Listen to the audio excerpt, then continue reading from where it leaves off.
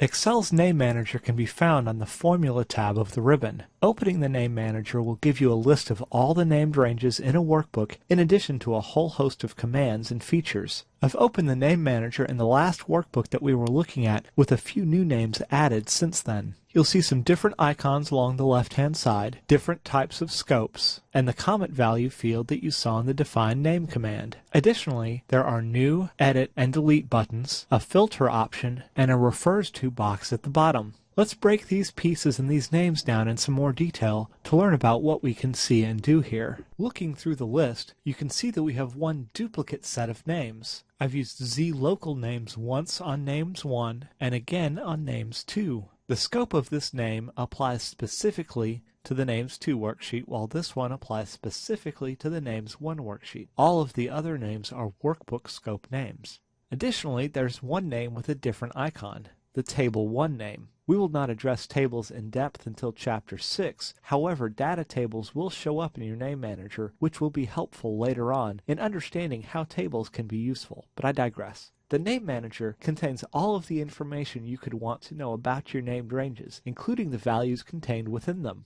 if they're small enough anyways, where they're located, and their scope. So let's look at how we can use the Name Manager. The first commands that are likely to jump out at you are the New, Edit, and Delete commands. Each command works exactly as you might expect. The New command opens up a box for creating a new name. It's the same dialog box as the Define Name button, so you're already familiar with it. The Edit command opens a window that is identical to the Define Name dialog box. However, the name you had selected to edit has all of its properties loaded in with the Scope field grayed out. This is one of the limitations to named ranges. Once a named range is created, the scope becomes locked. If you created a workbook level name and meant to make it a sheet level name, you actually have to delete that name and then recreate it again. You can make any other changes you want, including to the name itself, press OK, and your name gets updated. Finally, the Delete button works just as advertised.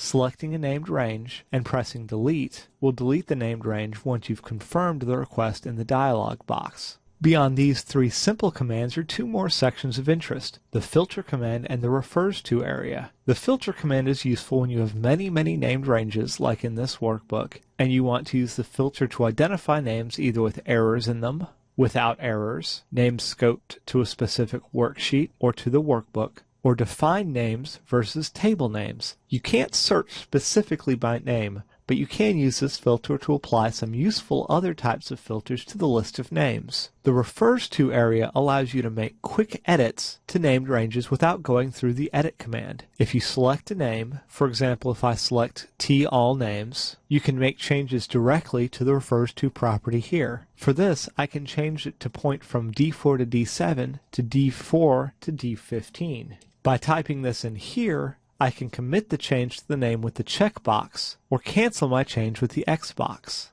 Notice that the Refers To looks like a formula. This will come to be very important in our next chapter, but we have a few functions to learn about before that formula aspect will be useful.